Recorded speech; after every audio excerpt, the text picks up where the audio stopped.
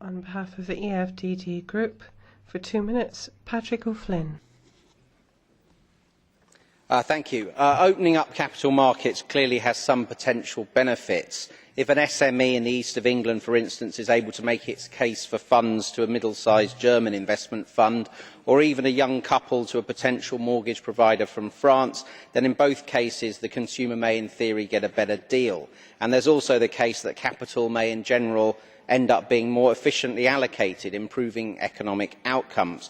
But there remain many pitfalls in the Commission's approach. Why, for instance, the grandiose title of Capital Markets Union?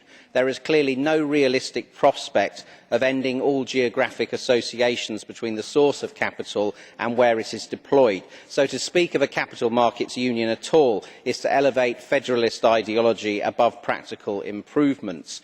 In addition, the legal and credit risks run by companies are very different in different EU countries, and disclosing them fully is going to be costly and cumbersome. The head of the German Saving Banks Association has pointed out that corporate bonds are not really worth doing for less than €10 million, while large investors are rarely interested in projects under €25 million.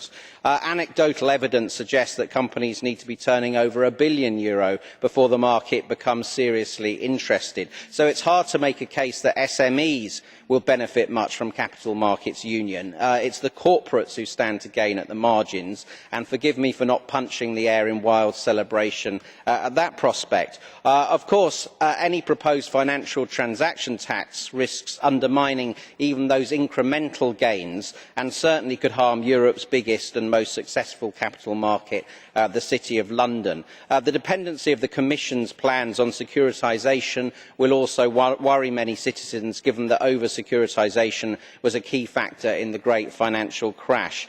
One does not need a political union for trade. One does not need it to enable investment across borders. I hope the Commission will put aside grandiose schemes and instead be a more modest facilitator for agreements on investment flows between European nations.